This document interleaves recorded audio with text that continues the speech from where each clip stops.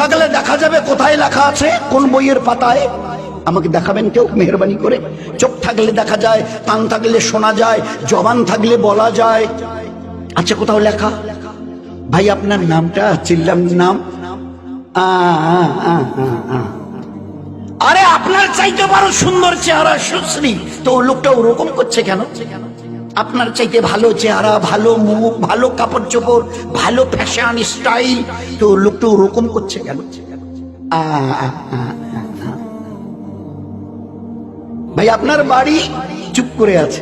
আরে ভাই আপনাকে বলছে আপনার বাড়ি, পাশের লোকটা বলছে আসলে উনি কানেই শোনে না। আল্লাহ দেখিয়ে দিয়েছে কান থাকলে শোনা যায় না যদি আমি আল্লাহ না শোনাই, এ জবান থাকলে বলা যায় না আমি আল্লাহ যদি না বলাই, এ চোখ দেখে না আমি আল্লাহ যদি না দেখাই। কি বলে লোক? ভাই ওনাকে আসলে কি করে চিনবে? উনি তো জন্ম অন্ধ, জন্মের থেকেই চোখে দেখে না। আল্লাহ দেখি এ হচ্ছে হকিকতে, হচ্ছে ঈমান, লা ইলাহা। চিউটি থেকে জিবরিল কেউ করে না, করেনেওয়ালা জাত আল্লাহ। আমাকে চলার জন্য যে হায়াত তন্দুরুস্তি রেখেছে এটা তার মেহেরবানি। পাশের বাড়িতে গিয়ে দেখো জওয়ান 22 বছরের ছেলেটা, মানে শুধু লেংড়িয়ে নয়, পা ছেঁচলে মানে পিছন থেকে মাটিতে ছেঁচিয়ে যাচ্ছে, দাঁড়াবার কোনো ক্ষমতা নেই। আমাদের মাথাভাঙা ব্লকের পাশেই একটা বাড়ি, এক ভাইয়ের আমিনুরের, তারই একটা ভাস্তা, এখন বোধহয় 24-25 বয়স চলছে, দাঁড়াতে পারে না।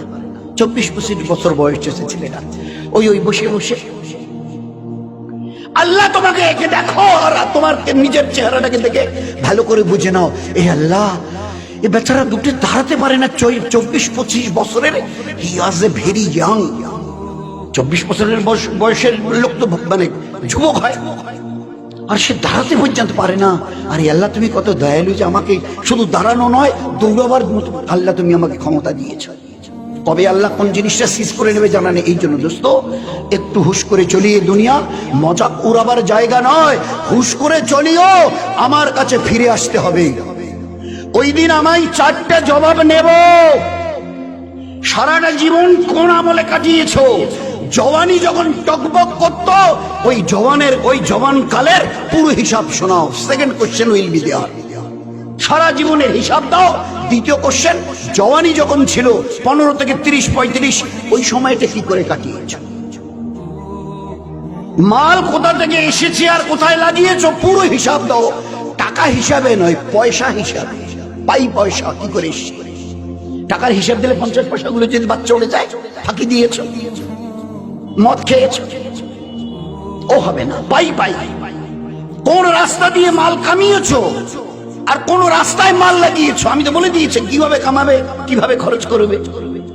Fourth question will be there. চতুর্থ, যে দিনের ইলম তোমার জানা ছিল তার উপরে কতটা নিজেকে চালিয়েছ। তুমি তো মুসলমান, জানতে 5 ওয়াক্তের নামাজ ফরজ নয়, ফরজে আইন।